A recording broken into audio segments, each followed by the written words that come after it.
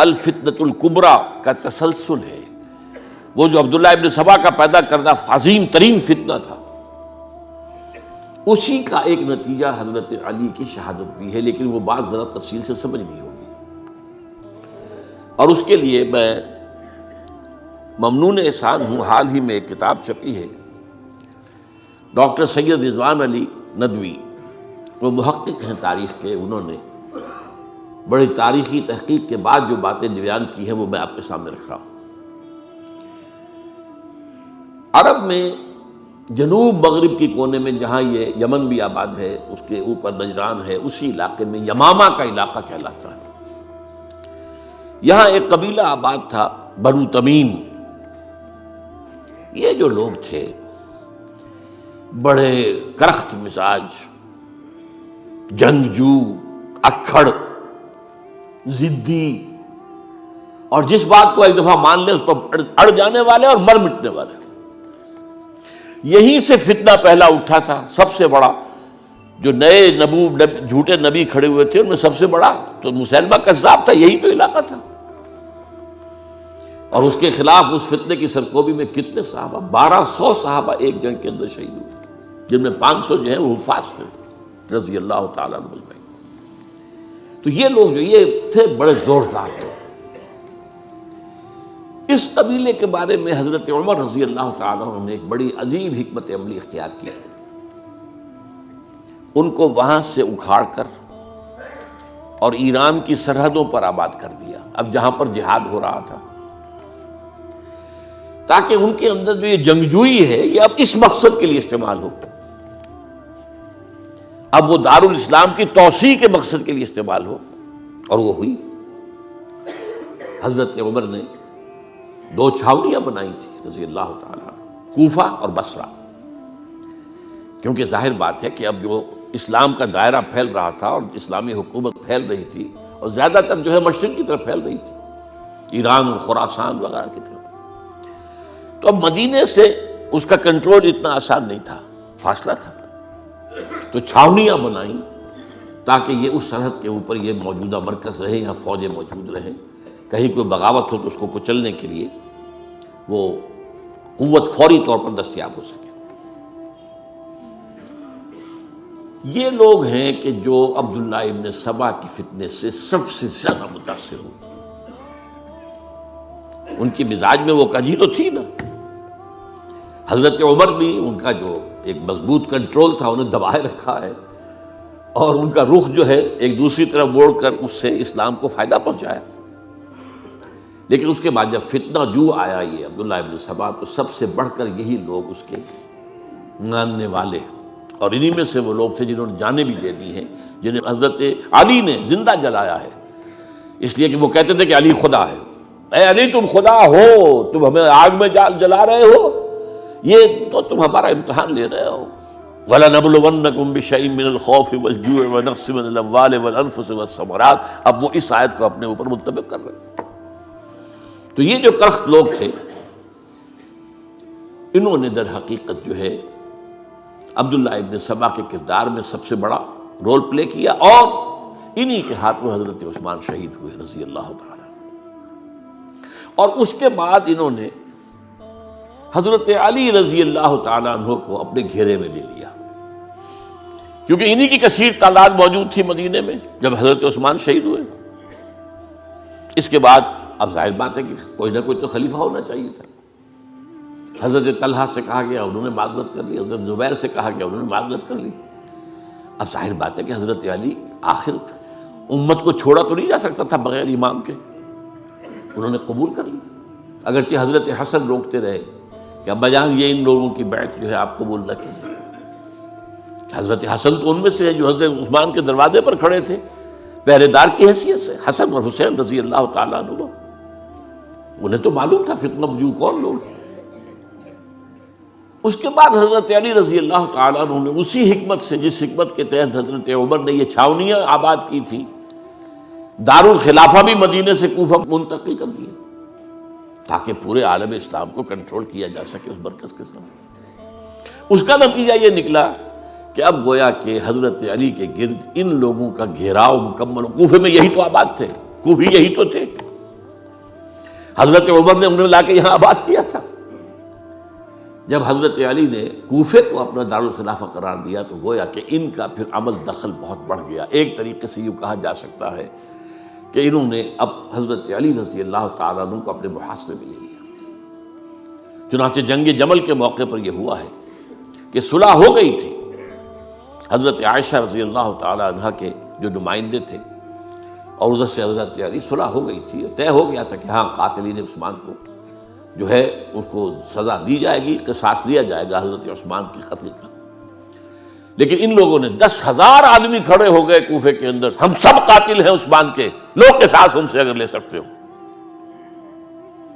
جس کے نتیجے میں اور انہوں نے جنگ شروع کر دی۔ اور جب جنگ شروع ہو جائے تو پھر اس کے بعد تو کوئی نہیں دیکھ سکتا کیوں شروع ہوئی، کیسے شروع ہوئی، کس نے شروع کی۔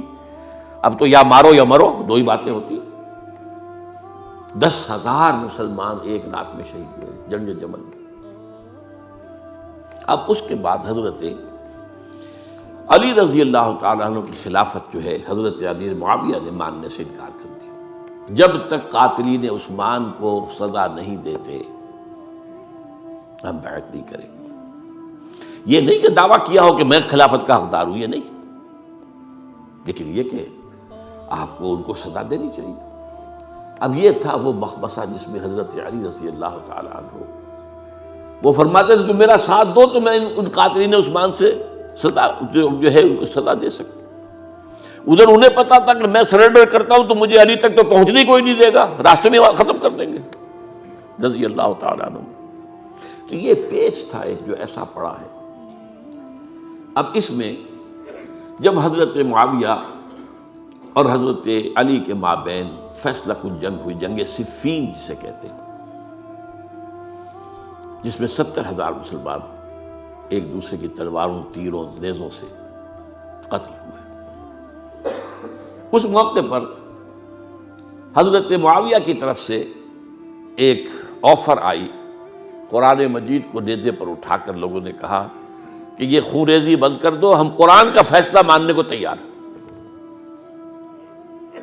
حضرت علی دیکھ رہے تھے کہ یہ اصل میں میری فتح کو شکست سے بدلنے کا پروگرام ہے، تقریباً فتح میری ہو چکی ہے، لیکن یہ جو طبقہ تھا یہ انہوں نے کہا نہیں بڑی ٹھیک بات کہہ رہے ہیں، وہ مانیے ان کی بات، جنگ بند کی۔ انہوں نے ہی یہی لوگ تھے جنہوں نے مجبور کیا حضرت علی کو کہ وہ تحکیم پر رضامند ہو جائے۔ اس کے بعد تحکیم میں جو معاملہ ہوا، حضرت علی حضرت عبداللہ ابن عباس کو اپنی طرف سے حکم بنانا چاہتے تھے، یہ اڑ گئے نہیں۔ یہ اڑ جانے والے لوگ، اور یہی اصل قوت تھے، وہاں ساری طاقت تو انہیں کی تھی۔ تو انہوں نے ابو موسیٰ اشعری کو اپنی طرف سے مقرر، وہ بہت نرم خو آدمی تھے، انہیں بناؤ۔ بہرحال جو بھی بات طے ہوئی، اب تاریخ کی روایتوں میں اختلاف ہو سکتا ہے، کہا یہ جاتا ہے کہ طے تو یہ ہوا تھا حکمین کے مابین، ادھر سے ابو موسیٰ اشعری، ادھر سے عمرو بن العاص رضی اللہ تعالی عنہما، کہ آپ اپنے جو کلائنٹ ہیں حضرت علی آپ انہیں معزول کر دیجئے، میں معاویہ کو معزول کر دیتا ہوں، پھر جو ہے مسلمان فیصلہ کر لیں کسی اور کی عمارت۔ انہوں نے کھڑے ہو کے کہہ دیا میں علی کو معزول کرتا ہوں، اور عمرو بن العاص نے کہا کہ میں معاویہ کو قائم کرتا ہوں۔ اب یہ ہے روایت، واللہ عالم اس میں کتنا سچ ہے کتنا جھوٹ ہے، میں کوئی مورخ نہیں ہوں، میں کوئی تاریخ کا محقق نہیں ہوں۔ اس کے بعد جو ہے اب یہ لوگ انہوں نے کہا کہ مانیے تحکیم کو، اور جب انہوں نے حضرت علی نے اس تحکیم کے فیصلے کو ماننے سے انکار کیا تو باغی ہو گئے، حضرت علی کو کافر قرار دیا، اور جا کر ایک جگہ پر حرورہ ایک جگہ تھی وہاں پر جا کے جمع ہو گئے، جتھا بندی کی، بہت بڑی طاقت پر وہاں کری۔ انہوں نے طے کیا کہ علی بھی کافر ہو گیا، معاویہ بھی کافر ہو گیا، عمرو بن العاص بھی کافر ہو گئے، سب کافر ہیں۔ حضرت علی کی طرف سے ایک گئے سفیر ان سے بات کرنے کے لیے، تو انہوں نے کہا تم ہی نے تو کہا تھا کہ تحکیم کو تسلیم کرو، کہ ہاں ہم نے گناہ کیا تھا، کفر کیا تھا، ہم توبہ کی ہم نے، اگر علی بھی مان لے کہ میں نے مان کر کفر کیا تھا اب میں توبہ کرتا ہوں تو ہم ان کی بات مان لیں گے۔ اب حضرت علی اس طرح کا جھوٹ کیسے بولتے ہیں؟ انہوں نے تو کوئی کفر نہیں کیا تھا، بہرحال انہوں نے پھر بھی نرمی برتی کہ دیکھو اگر تم کوئی خونریزی نہیں کرو گے، فساد نہیں مچاؤ گے تو میں تمہیں کچھ نہیں کہوں گا، لیکن وہ اپنی ان شرارتوں سے بعد نہیں آئے۔ تو پھر تیسری جو بڑی جنگ ہوئی ہے ان جنگوں میں، جنگ نہروان کہلاتی ہے، حضرت علی کی جنگ خوارج کے ساتھ، جس میں 4000 خارجی جو ہیں وہ ختم ہوئے۔ اور یہ بات اب آپ نوٹ کر لیجئے کہ یہ لوگ جیسا کہ اکھڑ بھی تھے لیکن اپنی بات پر ڈٹ جانے والے تھے، لیکن ساتھ ہی دیندار بھی تھے، نمازی اور روزہ دار بھی تھے۔ یہ اس طرح کے لوگ نہیں تھے کہ جو فاسق اور فاجر ہو، بس یہ مزاج کا ایک ہے، جو بات دل میں بیٹھ گئی اڑ گئے۔ تو یہ اصل میں انہوں نے پھر فیصلہ کیا کہ اور تو ہمارے بس میں اب کچھ نہیں ہے، ان تینوں کو قتل کر دیا جائے، علی کو بھی اور معاویہ کو بھی اور عمرو بن العاص کو بھی۔ تو ایک جگہ ان کی سازش ہوئی، 3 آدمی معین ہو گئے، ایک ہی وقت کا طے فیصلہ ہو گیا، فلاں تاریخ کو فجر کے وقت تم جاؤ، وہ تم کوفے کی جامع مسجد میں، جب علی نماز جماعت کرا رہے ہو خنجر مارو انہیں۔ اور یہ اس کا نام ابن ملجم تھا، خارجی، یہ وہی لوگ بنو تمیم کے لوگ۔ دوسرا جو تھا وہ دمشق میں حضرت معاویہ کو قتل کرنے، شہید کرنے کے لیے پہنچ گیا۔ تیسرا مصر پہنچ گیا حضرت عمرو بن العاص کو۔ اب یہ بات اللہ کی طرف سے ہے، یہ تو اس کی مشیت ہے، اس کا فیصلہ ہے۔ حضرت علی پر وار کارگر ہوا، اب شہید ہو گئے۔ حضرت معاویہ پر وہ وار ذرا اوچھا پڑا، زخمی تو ہوئے لیکن آپ کی جان بچ گئی۔ عمرو بن العاص اس روز مسجد میں کسی معذوری کی وجہ سے، عذر کی وجہ سے فجر میں آئی نہیں سکی، لہذا حضرت علی کی شہادت ہو گئی۔ اب یہ ہے اصل پس منظر، کن لوگوں نے کیا شہید، اصل میں وہ سمجھ لینے کی بات ہے۔ یہ خوارج نے شہید کیا، لیکن خوارج کا فتنہ سبائی فتنے ہی کا آف شوٹ ہے، اسی کے ذیل میں ہے، اسی کی ایک شاخ ہے، اسی کا ایک نتیجہ ہے۔ یہ خوارج جو ہے بعد میں بھی ان کی مسلسل جو ہے وہ جنگیں رہی ہیں۔ بہرحال اس صورتحال کو یہ سمجھ لیجئے کہ یہ خلفائے ثلاثہ رضی اللہ تعالی عنہ، حضرت عمر شہید، عثمان شہید، علی شہید۔ عجیب بات ہے کہ تینوں کا نام عین سے شروع ہوتا ہے، عمر عین سے، عثمان عین سے، علی عین سے، تینوں شہید ہوئے ہیں۔ لیکن یہ کہ یہ ہے تاریخی پس منظر۔